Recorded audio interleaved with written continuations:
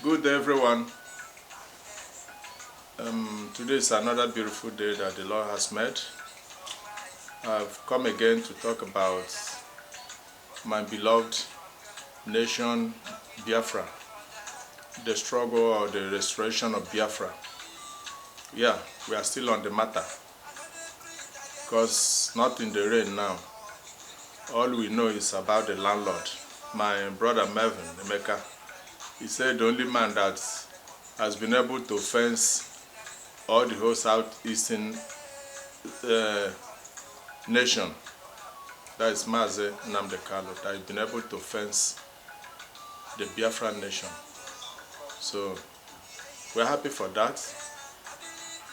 But my message today is for our beloved sisters, our beautiful, sexy mothers in Biafra land. I thank you all. What I want to say is that it's time our women start queuing into this Biafra struggle. I know a lot of them are there already. I know what women can do. Once they believe in a particular thing, they give all their hearts into it. But I just want them to do more. Because from the way things are going, the world are beginning to hear our voices. So everybody have to try in one way or the other to make this struggle come to actualization. So I want to beg on our women that wherever you are, especially those ones in diaspora, we have women all over the world, in sports, in entertainment, in medical field, all endeavor, anywhere you find yourself, please use this message, because we need this message to penetrate everywhere, wherever you are going, any office, either you are working in UN, either you are working in AU, either you are working in White House, wherever you are working all over the world. Even some of you that use Twitter, you can still use Twitter to tell the story of Biafra. We've suffered a lot. We've gone through hell. We've been killed for ages. So it's time everybody have to do something. Because a lot of the world powers, most of them, they claim that I watched what Samuel Ekpa did the other day, the interview, a kind of interview he conducted with some. The man was saying that they didn't know that things like this were happening, that sometimes they think it's just a propaganda, that we have to tell our stories. So wherever our women are, wherever you can penetrate, even in your business line, use the same opportunity to tell our story. Let them know about us. Project us in a good light. It will go a long way, because I trust women. If you want to succeed in anything, you have to involve them. If you look at the churches in Africa, it's the women that are controlling it. If they are out of the church will crumble. Anything they believe, they go all out for it. So I want them to please take it upon themselves to tell our stories. Some of you that are in entertainment world, you can do a short documentary to tell about the ills going on in Biafra land. You can tweet to wherever.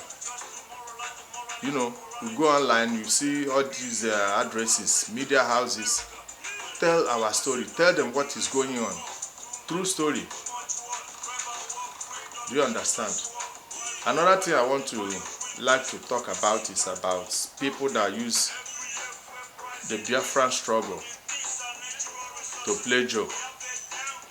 It's time you stop using the Biafran struggle for a joke. No, it's not a joke. Don't use it to do mockery. You can't do that to the Jews. You can't use the Holocaust, the killings. You can't even play, either any form of play. You can't joke with it. So some of you that are still, trying to use it to play your joke, it's time you stop. What we are doing is serious. I know you can't, who no go, no. You can't understand, because most of you, right from the time you were young, your tender age, this propaganda of the Biafrans are the problem of Nigeria, they are not good, they are bad, the Igbos are bad. You paint us in a very bad light. That's why every little riot, we suffer it. So it's time to stop the joke. We are not joking. We are talking of death, human dignity. We are talking of people that are struggling to survive. Some of you don't know what it means that if assuming I'm in Aba or Warri or Eleanya.Ucheya or where, I have to go to Lagos to go to an embassy in Lagos or in Abuja. You can't understand what it means. After paying my, maybe I have goods from overseas, I go to custom, I clear everything, did all the clearance, take it to maybe Owerri in a warehouse. All of a sudden, somebody will come all the way from Abuja, to tell you from zone 5 or zone 4, custom headquarters, break your warehouse and carted away everything. You can't understand. You don't know what it means. The same people in the same nation. I will come out of school, I can't get a job. Or ordinary holding of a flag, I will be killed. Look at what's happened in Obibo. Look at what's happened in Enugu. Look at all the killings in Delta everywhere. You people don't know what. Sometimes when I listen to Mazin Akalo vibrating, talking, you see a lot of anger in him.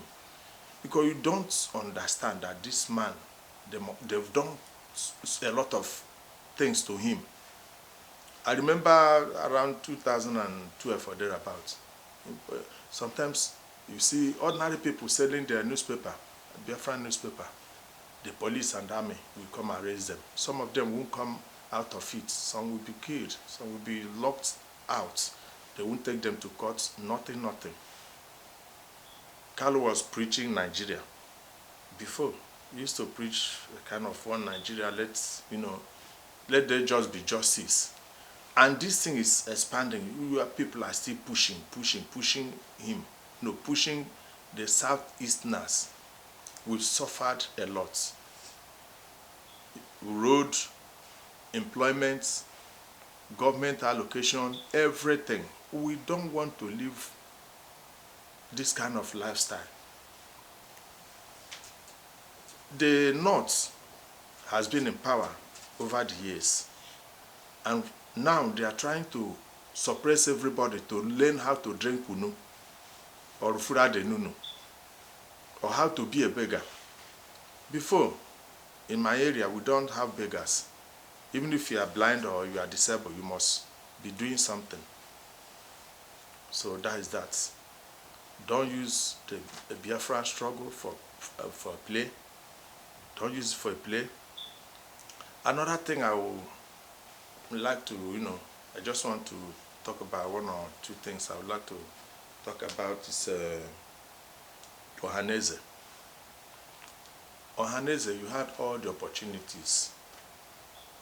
People, before, when we hear of Ohanaeze, you would think that is something, is the foundation of the Igbo nation. But from the look of things, you people can, can notice that you failed, you didn't do well. I remember when you are from maybe River State or all these riverine areas, the Biafran side too. After the war, some out of, I don't know, either because we lost the war, some of them didn't want to identify themselves as Igbos.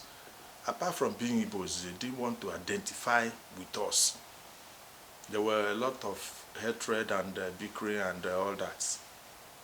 But Carlo has been able to unify us, to bring us together once again. It might not be 100%, and there's nothing that is 100%, but we've gone a long way in making sure that most of them are finally, they've started identifying themselves once again with their brothers and sisters in the other Igbo-speaking area. Ohanese had this beautiful opportunity to do all this, and they didn't do it. They became partisan, politicking over everything. The same thing going on among our governors. Look at what Ucheya is doing now. After how many months and years, you didn't form anything, but now you've seen the